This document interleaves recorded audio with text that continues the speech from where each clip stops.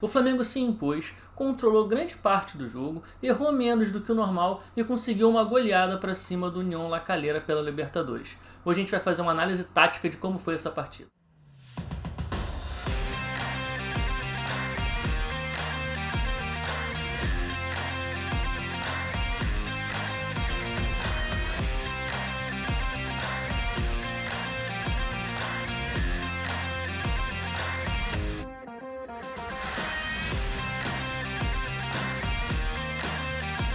Fala galera, Bruno Pet na área para mais um vídeo. Hoje a gente vai trazer uma análise de como foi o jogo em que o Flamengo venceu o União La Calera por 4-1 na segunda rodada da Libertadores. E a gente pode começar falando aqui já da escalação.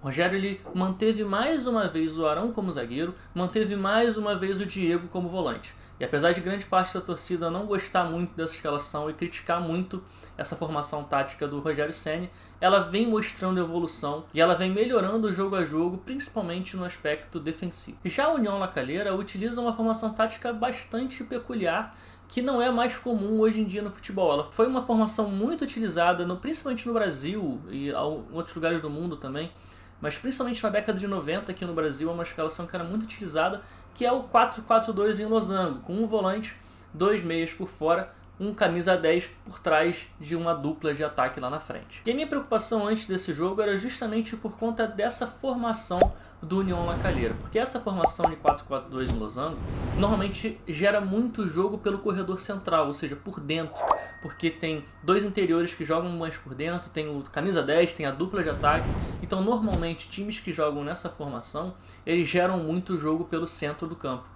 E nesse centro do campo é justamente onde o Flamengo tem uma das suas principais falhas nos jogos recentes, que é o sistema de marcação com Gerson e Diego não conseguindo proteger bem esse espaço, essa zona central do campo. Só que a verdade é que isso não aconteceu. O Flamengo conseguiu controlar bem esses espaços, o Flamengo conseguiu se organizar melhor nos momentos em que o Gerson subia pressão no adversário, que já é um padrão desse Flamengo, né? O Gerson subindo pressão no volante adversário, contra o União La Calera ele subia pressão no camisa 8, no Castellani, mas o que fez o Flamengo conseguir se organizar melhor é que no momento em que o Gerson descolava do meio para poder subir e pressionar o volante adversário, tanto o Everton Ribeiro quanto a Arrascaeta pelos lados, eles centralizavam um pouquinho mais, se aproximavam do Diego e protegiam esse espaço no meio. Então era uma responsabilidade do Arrascaeta, tanto também quanto do Everton Ribeiro, marcar o lateral, como também esse meia interior do time adversário. E eles balançavam de acordo com aonde o posicionamento da bola estava. Isso fez com que o Diego tivesse mais protegido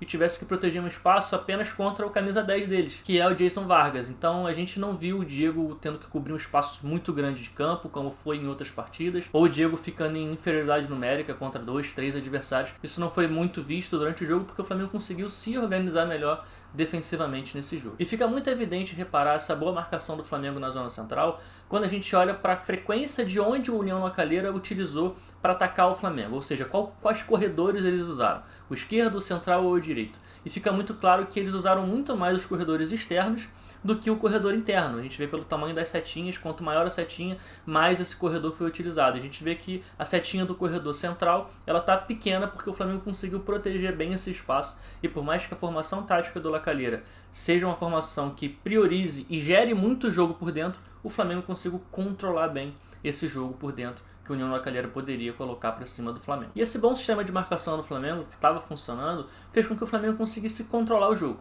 É verdade que controlava sem gerar muitas grandes chances de perigo, porque também tinha dificuldade de penetrar no sistema defensivo do La Calera, que era um sistema defensivo formado em 4-3. Então, desse losango de meio campo, o volante e os dois meio-campistas por fora, os dois interiores, eles retornavam para formar uma linha de 3 na frente da linha de 4 dos dois zagueiros e dos dois laterais.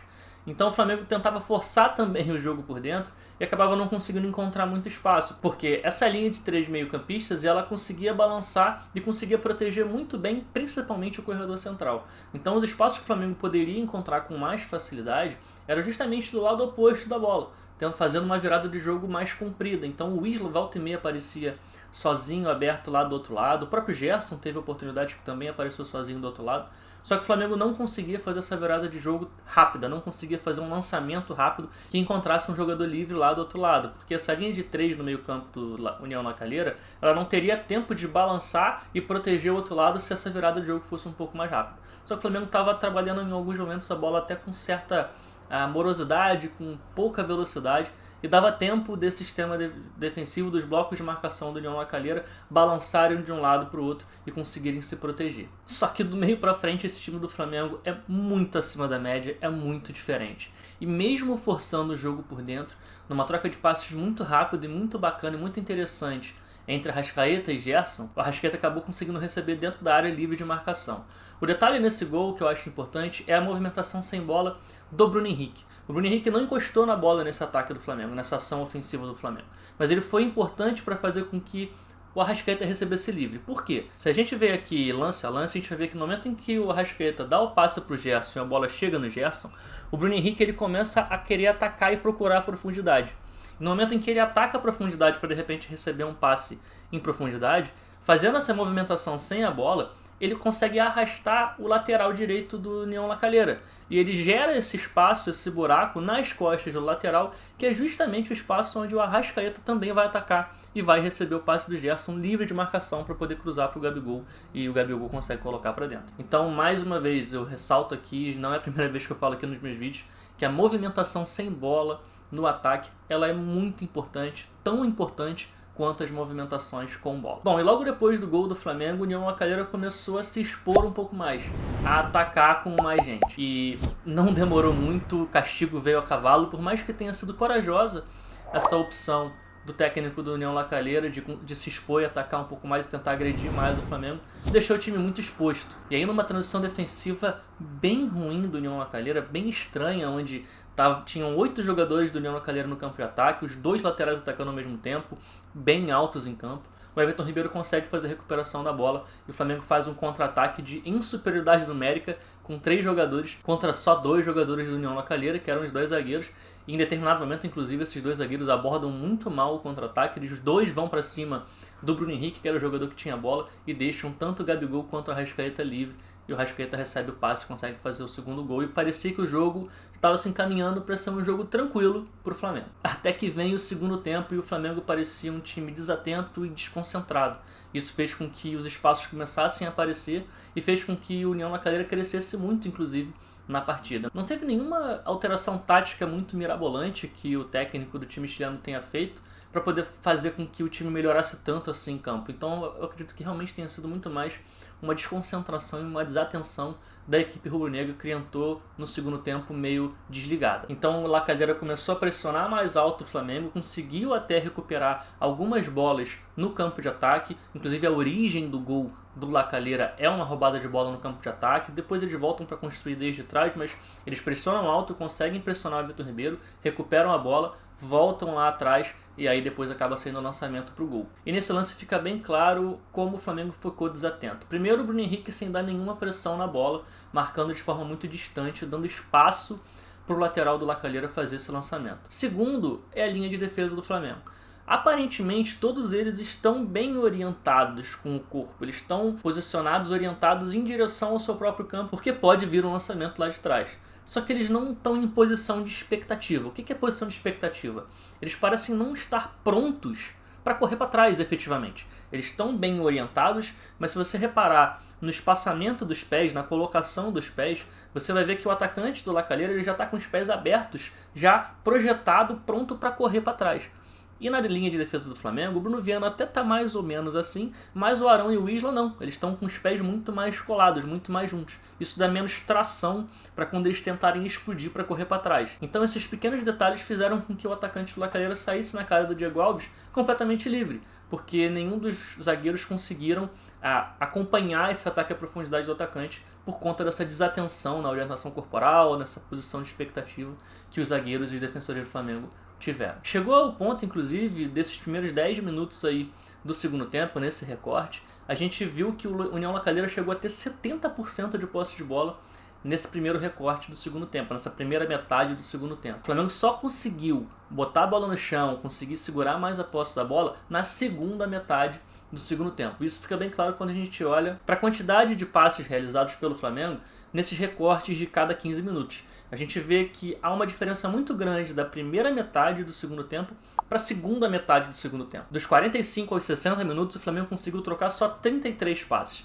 sendo que na outra metade do segundo tempo, o Flamengo mais do que dobrou esse número e conseguiu controlar melhor e conseguiu manter mais a posse nesse momento do jogo. Bom, e a partir do momento em que consegue voltar a ter o controle, tomar as rédeas da partida de novo, o Flamengo consegue aproveitar de novo essas transições defensivas muito ruins do União La Calera e faz o terceiro, faz o quarto gol em jogadas justamente de transição. O último detalhe que eu queria trazer é que eu fico muito feliz de ver Pedro e Gabigol jogando juntos como dupla de ataque.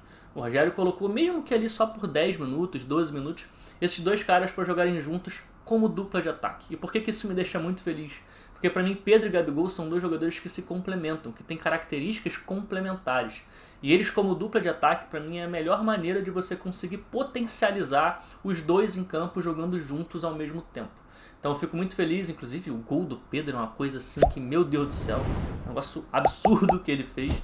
Um baita de um golaço digno de prêmio Puskás, e eu fico muito feliz que ele tenha conseguido trabalhar ali com o Pedro e Gabigol juntos, o Rogério começando a utilizar essa variação, tomara que ele consiga utilizar isso com mais frequência e a gente consiga ver isso mais nos próximos jogos também. No fim das contas, a verdade é que o Flamengo conseguiu controlar a maior parte do jogo. Se a gente tirar esse recorte dos primeiros 10, 15 minutos do segundo tempo, o Flamengo foi melhor, foi superior à equipe chilena e a goleada ficou de bom tamanho, foi um placar justo e mais uma vitória do Flamengo na Libertadores que deixa agora a situação bem favorável, bem tranquila para a classificação aí para as oitavas de final. E o que é importante, a gente viu uma evolução principalmente no setor defensivo do Flamengo, o que é importante porque é onde os torcedores mais criticam e mais batem essa escalação do Rogério Ceni, essa escalação bastante ofensiva que o Rogério Ceni utiliza.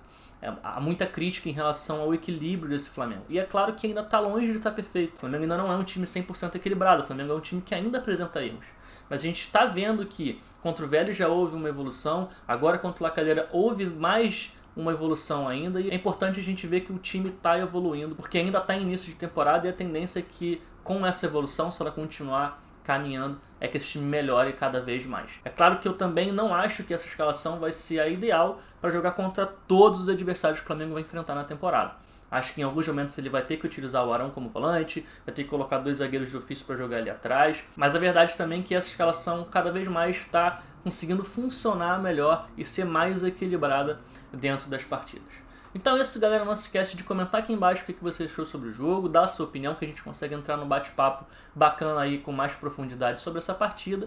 Não se esquece também de curtir o vídeo, compartilhar ele em todas as suas redes sociais, acionar o sininho de notificações para ser sempre o primeiro a saber sempre que tiver um conteúdo novo aqui no canal. É isso, valeu, falou e tamo junto!